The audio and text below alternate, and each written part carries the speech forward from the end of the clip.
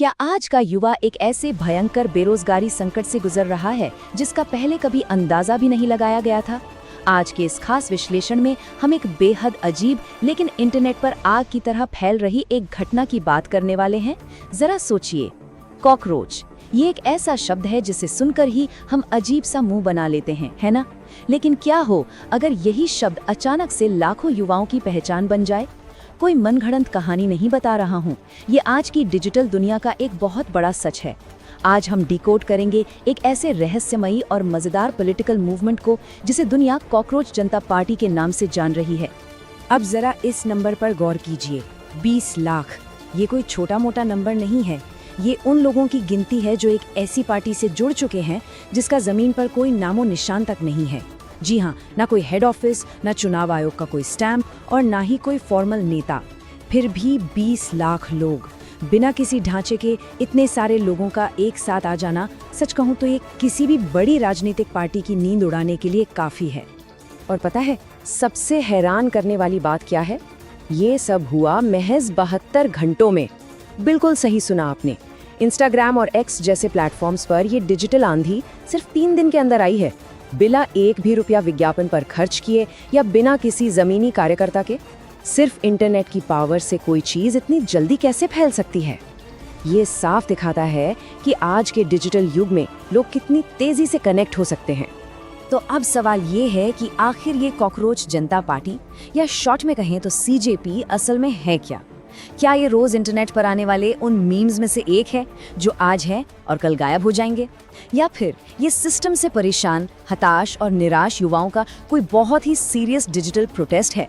जो लोग खुद को पूरी तरह से इग्नोर किया हुआ महसूस करते हैं, क्या ये उनके लिए सिर्फ एक सोशल मीडिया ट्रेंड है या अपनी आवाज उठाने का कोई नया और दमदार हथियार?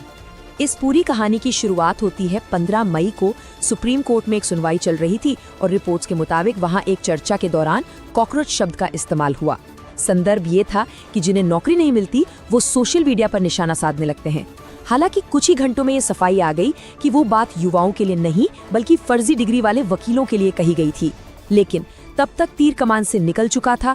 अगले ही दिन इंटरनेट पर मजाक में एक गूगल फॉर्म शेयर किया गया और जैसा कि हम जानते हैं, सिर्फ 72 घंटे बाद ही इस फॉर्म के जरिए पार्टी के सदस्यों का आंकड़ा 20 लाख के पार पहुंच गया।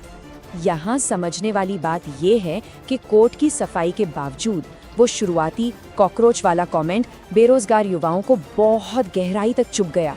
आज की तारीख में सीजेपी सिर्फ एक मीम नहीं है, ये एक बहुत ही तीखा डिजिटल आंदोलन बन चुका है। जिन युवाओं को लगता है कि सिस्टम उन्हें भूल चुका है, उन्होंने इस अपमानजनक समझे जाने वाले शब्द को ही अपने सम्मान का बैज बना लिया है। ये अब कोई मजाक नहीं रहा, बल्कि बेरोजगारी और सिस्टम की कमियों पर अपनी असली निराशा जाहिर करने का एक बहुत बड़ा मंच बन गया है। अब हर बड़े ट्रेंड के पीछे कोई ना कोई मास्टरमाइंड तो होता ही है ना? तो इस डिजिटल तूफान के पीछे जो चेहरा है, उनका नाम है अभिजीत दीपके। अभिजीत 30 साल के एक स्टूडेंट हैं और फिलहाल बॉस्टन यूनिवर्सिटी से पब्लिक रिलेशंस की पढ़ाई कर रहे हैं। ये वही इंसान हैं जिन्होंने वो शुरुआती गूगल फॉर्म बनाया था। उन्होंने तो बस एक मजाक के तौर पर इसे शुरू किया था, लेकिन देखते ही देखते ये देश का सबसे बड़ा वायरल मूवमेंट बन गया। अगर हम अभिजीत के बैकग्राउंड पर नजर डालें तो पता चलता है कि उन्हें पॉलिटिकल कैंपेन्स और वायरल कंटेंट का अच्छा खासा एक्सपीरियंस है। वो पहले आम आदमी पार्टी के सोशल मीडिया वॉलंटियर रह चुके हैं। 2020 के दिल्ली चुनावों में जो मीम्स और कैंपेन वायरल हुए थे, उनमें भी उनका बड़ा रोल बताया जाता है। इसके अलावा वो दिल्ली के शिक्षा विभाग में कम्युनिकेशन एडवाइजर के तौर पर भी काम कर चुके हैं।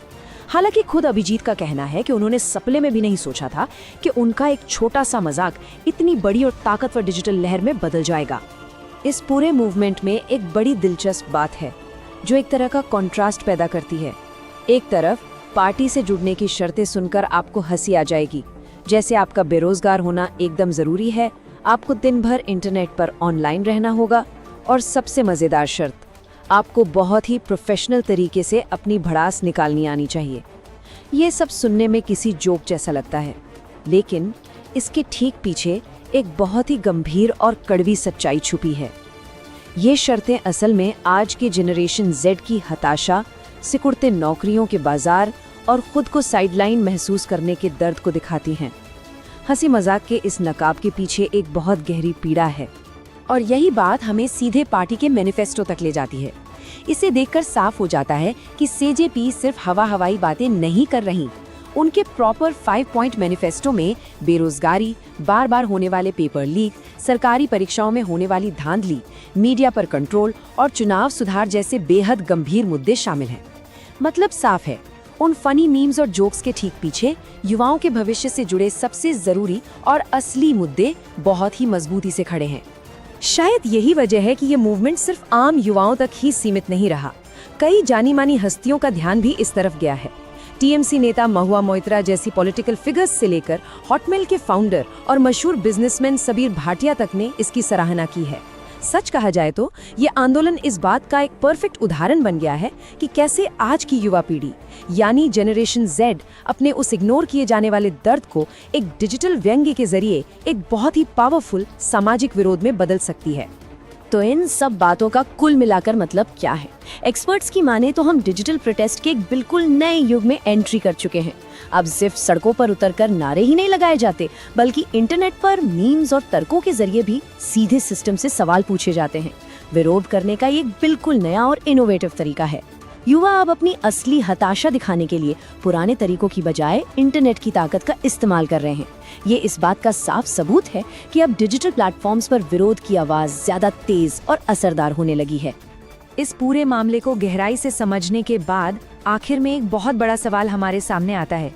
क्या कॉकरोच जनता पार्टी सिर्फ सोशल मीडिया का एक बुलबुला है जो कुछ ही दिनों में फूट जाएगा, या फिर ये आने वाले वक्त में युवाओं के जरिए चलाए जाने वाले किसी बहुत बड़े और ताकतवर डिजिटल पॉलिटिकल मूवमेंट की सिर्फ एक शुरुआत है? जो शब्द कभी एक मजाक समझा गया था वो आज एक बुलंद आवाज बन चुका है। आगे चलकर ये डिजिटल प्रोटेस्ट क्या रंग लाएगा, ये देखना वाकई में बहुत दिलचस्प होने वाला है। इस पूरे मामले पर आपकी क्या राय है?